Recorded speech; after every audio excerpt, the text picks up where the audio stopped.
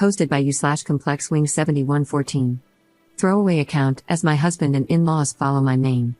I, 29F, have been married to my husband, 30M, who I'll call Alex. Alex and I met in college during our freshman year. We started off as just friends and got married 7 months ago. I've gotten along with his family, but we aren't super close. However, we're friendly enough. The problem is that Alex has begun to make me incredibly uncomfortable. Firstly, he's begun to ask me who I'm meeting with, where, what we plan on doing, and how long I'll be gone every single time I leave the house without him. At first, I just thought he was being protective and a good partner, just in case something happened, but then he started checking my phone after the visits, vetting, and researching each of my friends as well. He has also been pressuring me to link my bank account to his, as he's in charge of the finances, even though he was perfectly fine with keeping them separate before.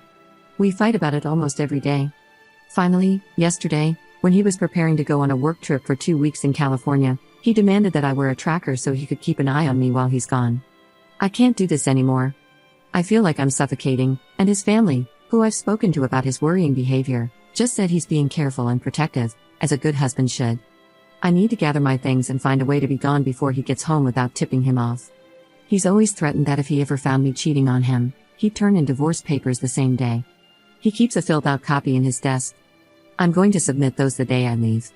But there's so much to do, like finding a new place to live, seeing if my job has any transfers available, and packing and moving in 2 weeks. His return flight is May 11th, so I need to move quickly. I'm posting here because I don't have any close family, and I can't risk dragging my friends into this since we share the same friends. I just needed a place to vent and ask if anyone has any advice on the easiest and safest way to do this. Edit. Oh my god, you guys are amazing. I never even thought about not using his divorce papers. I'll check for cameras before I start any packing or prepping. I may also shred his divorce papers just in case and look into getting a lawyer for myself. I'm in a no-fault divorce state, that much I do remember, which will help. I'll update again when I know more. The tracker he wants me to use is a small clip to put on a belt or waistband. I'll wear it unless I'm going or doing something related to me leaving. No pets yet, thankfully. Update 1 day later. I've gotten a lot of support and helpful advice, along with questions that I thought I should clarify before proceeding with the update. Some ask why I'd be hiding things from Alex regarding going out and who I'm meeting with. I'm not, and I have nothing to hide. However, when he begins to double-check everything I tell him with the other people there, right down to each person I talked to and what I said, did I send any text messages, did I order food, how much did I eat, that's when it started to feel like I was slowly being pushed into a corner. It didn't start out that bad, but gradually grew worse over time. All of the Reddit subs my in-laws' families are part of are related to gardening and DIY, so I highly doubt they'll see this. If they do, hopefully, I'll be gone by then. I talked to my job and explained things to my manager, and they promised to look into openings in other states to see if they could get me into one. They'll have an update on that in 3 days. I trust that my bank account is secure, considering he's tried to get into it before and failed. I found one camera in the kitchen, another in the living room, and one in our bedroom. As such, I've left them in place for now and have done all other planning in the bathroom, pretending I'm taking a bath. I'm honestly staying away from the domestic violence services since, unfortunately, my sister-in-law is higher up there, as she volunteers, and I have a feeling that if I showed up, they would know in a heartbeat. I can't look for apartments until I get the update from my work, but either way, I'm still going to be leaving the state. The day before I go, I will be changing my phone carrier and wiping my laptop and all of his electronics before I leave. I've met with 2 lawyers so far and had them look over the paperwork my husband had prepared, and both said it had some clauses that could have caused me trouble down the line. What alarmed all of us was the fact that several of those clauses dealt with future children, and not as a hypothetical. Like several here suggested, I have a feeling he fully intended on getting me pregnant to keep me trapped and tied to him. There are 3 other locations my job could send me to, and I have, as a precaution, begun looking into all 3 cities and housing in those areas, just in case one of them is where they send me. Even if they don't have an opening to push me into, I will just have to quit, move, and figure things out on my own. I have enough money to live and survive for a few months until I can pick up another job. Unfortunately, all of our friends are mutual, and they would likely be unaware of the consequences of saying or sharing anything I do or say with my husband. I don't have any surviving close family, and obviously, my in-laws are not a reliable resource. I am on my own, unfortunately, aside from the wonderful bonds I've begun to make here. I will update again if I get more information or if something else happens. Otherwise, I'll update when my work gets back to me. I do plan on leaving before he returns, though, just to make sure I'm not anywhere near here at that time. Second update 2 days later. Good news, my work has an opening I qualify for that will not only move me across the country but also comes with a salary increase. I've started telling my in-laws and friends that I'm planning a surprise outing for just the two of us when my husband gets back. This way, people won't give me odd looks if they see me out and about. I've even gone as far as asking my mother-in-law to show me his favorite recipes. Meanwhile, I found a moving company that, while small, is willing to work during a storm. The reason is that in 5 days, we're supposed to get hit with a large storm front. I plan to shut off the breaker and say we lost power if he asks, just as several people here suggested, and even send him a short clip of the storm. I will have all of my stuff moved that afternoon, and I will be flying out once the weather has cleared enough to do so. I have a lawyer who will push my divorce through, and I filled out the necessary paperwork so that I don't have to be here for it. I'm not suing for assets or alimony, and I've shredded his divorce papers as well. I've set up a cheap payphone plan through Cricket until this is all said and done, at which point I will find a new carrier, number, and phone. This one is being wiped and left behind. My laptop is provided by my work, and the IT department inspected it thoroughly. It was clean, thankfully. No other electronics aside from my laptop. A new phone will be coming with me. If Alex needs to talk to me, he can do it through my lawyer. I'm hoping nothing seems amiss to him until after I leave, and I'm not turning the breaker back on when I go. He can do that when he gets home. My work is covering the plane ticket, so at least that's one expense I don't have to worry about. Third update 1 week later. It's been a busy week, but I've gotten so much done. Firstly, I am now out of the house and staying in a hotel while I look for an apartment. It's a big city, bustling with people no matter where you look. A pretty bad storm system hit back home that actually lasted 2 days, high winds, thunder, lightning, and even hail everywhere. I didn't take much from the house, just my documents, clothes, and important sentimental items. I left all the furniture and electronics behind. I cleaned the house top to bottom and took pictures on my phone so he can't claim I damaged anything when I left. My lawyer has already started divorce proceedings, and my husband will be served on the 8th. His plane is due to land early in the morning, and the sheriff will be at the house waiting for him. He is very much concerned about public appearances and reputation. My lawyer will also call him to inform him that I am more than willing to expose everything about his actions publicly if that's what it takes to secure my freedom from him. I will go to court as long as necessary to get this pushed through. I haven't told our friends or his in-laws yet. I plan to do that while he's on the flight to prevent him from getting wind of it before he's handed the divorce papers. I will be calling around and explaining why we're getting divorced to try and prevent him from twisting this into somehow being my fault. I don't want him to claim I had an affair or something, so I want to get the truth out before he has a chance to twist it. I'm doing okay. I'm tired, but I feel almost jittery and off-kilter. I keep looking over my shoulder and monitoring what I say, even when I don't really need to anymore. Hopefully, that will fade soon. My work is covering the cost of the hotel, and I'm working on getting my other things in order. I also need to find a new general practitioner, as I want to get a full checkup just to make sure everything is okay. I don't know when my next update will be, probably when the divorce papers are filed or if we have to go to court to push them through. I'll try to keep my head up, but it feels like I'm in a whirlwind with so many things to do and think about. I kind of thought it would be easier once I got out of the house, but while the fear is smaller, the number of tasks seems to have only grown. Fourth update 1 week later. Sorry I haven't updated in a while, things got hectic and a bit chaotic. Firstly, I'm still working on getting an apartment and have applications in at 3 different places, so hopefully I'll hear back soon. I'm still going into work at the new location, so I don't have to worry about burning through my emergency savings completely. I've gotten a lot of emails from Alex, his family, and our old friend group, asking question after question. I've only sent one email back to Alex, explaining that I don't believe we are truly compatible and that it's best we separate now. I also told him that his treatment of me, when I'd done nothing to deserve it, was just as much of a deal breaker as cheating would be for him. I ended the email with a statement that I would not be contacting him further and that anything else he needed to pass on to me, or vice versa, would be done through my lawyer. For his family and friends, I typed up one email outlining everything that had happened and why I left. I told them I wished them no ill will, but that such treatment of a wife and partner was not acceptable. I also said that if Alex gets remarried in the future, I hope they will help support both partners, not just Alex. According to my lawyer, Alex was livid when he was served. The sheriff ended up booking him for assault on an officer and menacing, due to the threats he was shouting. His father bailed him out a few hours later, but with the sheriff's testimony, my lawyer believes I have a very good chance of getting a restraining order. Upon returning to the house, Alex apparently lost his temper again. He broke the dining table into pieces, destroyed the TV, and put several holes in the walls. At least, that's what one of our friends reported in an email, as Alex called him to help clean up the mess. My lawyer already has the pictures I took of the house, with timestamps as evidence that nothing had been damaged by me.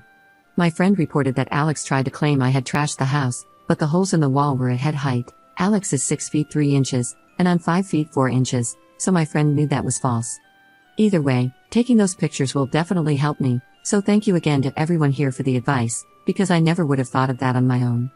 My work won't share any details of where I am, as I work with some high-end clientele who value security, and that information won't be gossiped about. And no, I'm not some adult entertainment worker.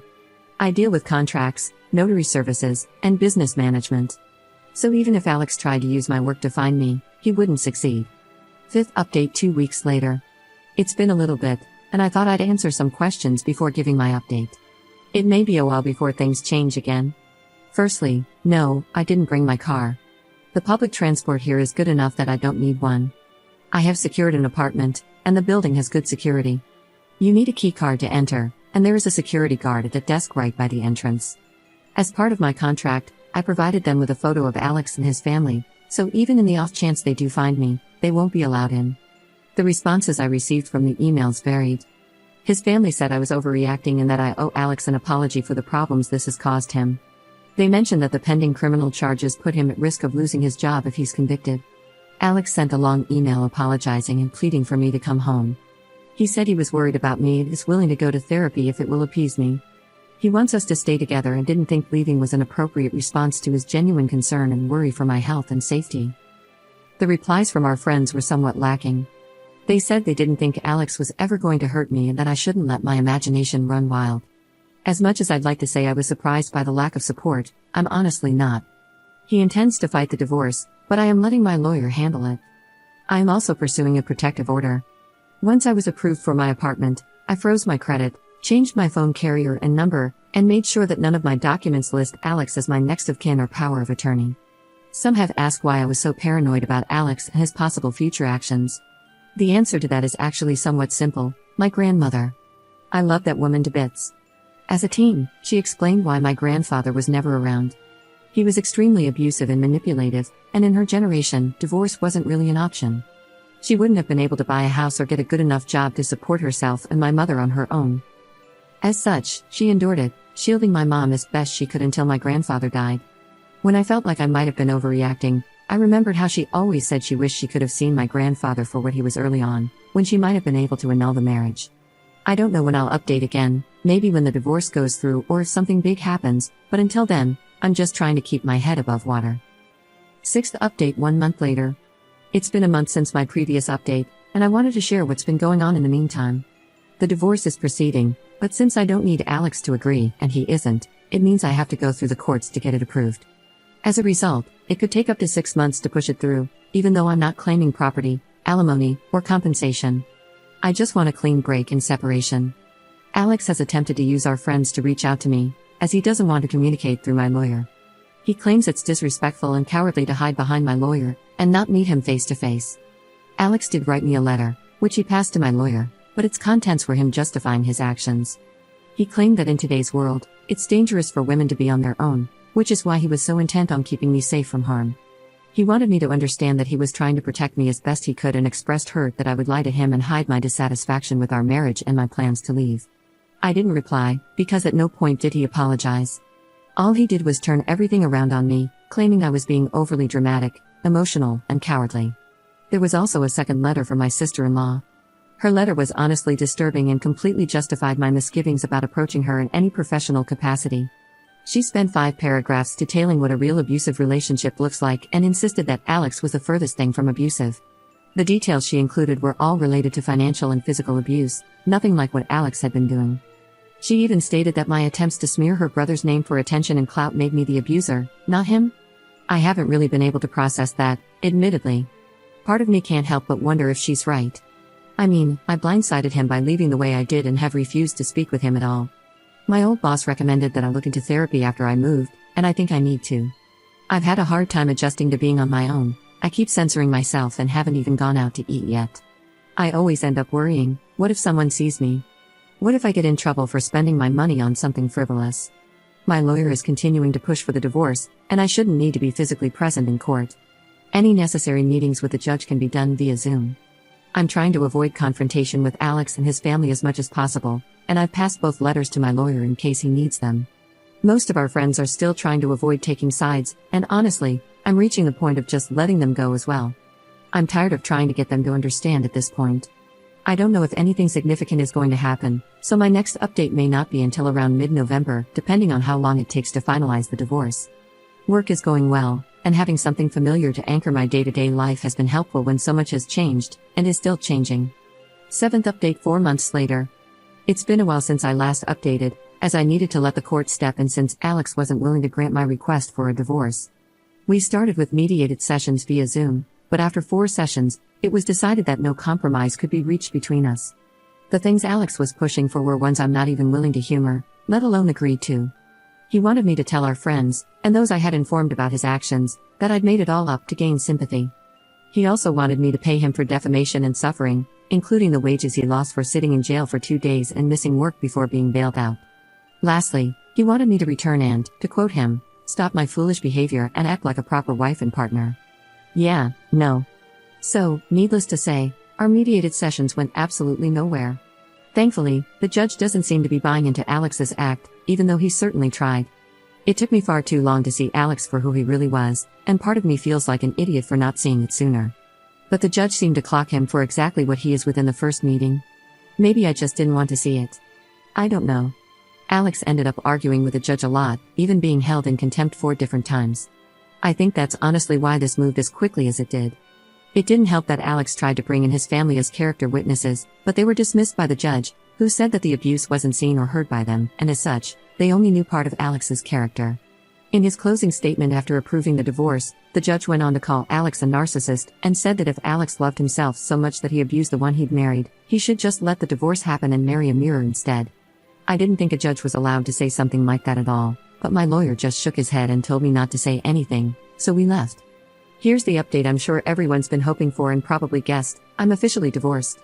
The documents were processed 3 days ago, and I'm still in disbelief. I have no contact with Alex anymore, nor do I want any. I've also decided not to give our friends my new contact information. While I may not have replied to everyone, I did read all of your comments, and your repeated reminders that they weren't actually friends really helped me see that. Since I've moved far from that place, I decided to start over: new home, new place, new friends. It's been a slow process, but I've started therapy, though it took almost 3 months to get in due to the usual wait times. I've been going 3 times a week ever since, and it's helping, even with things I thought I'd already worked through. Alex didn't take the divorce well, according to my lawyer, who's been keeping tabs on him to make sure he stays away from me. Apparently, something happened at his job, though I don't know what exactly, as I have no way to get that information, but whatever it was, it cost him his job. My lawyer also did something I didn't expect, but I think everyone will appreciate. He took the letter my ex-sister-in-law sent me and forwarded it to the domestic violence organization she works for, along with a formal statement about Alex, his actions, and the judge's decision. She's been let go as well. Given how closely those organizations work with one another, my lawyer said her chances of getting another position at a similar organization are slim to none. I actually laughed, though I got a bit teary, when he said that and added, "Slim is on a leaky rowboat to China." I've been crying a lot lately, but my therapist says it's normal and shows I'm actually processing things instead of bottling them up and pushing them down. I'll try to update in a month or so, if my emotions level out somewhat, to explain a few more of the details, but I wanted to get this out there and thank everyone for their continued support and encouragement. I appreciate each and every one of you, I really do. You gave me the hope that leaving him wasn't going to be this giant black mark I'd never heal from or move on from. Work is going well, and the sense of normality and routine is helping me avoid feeling like everything has been spiraling out of control.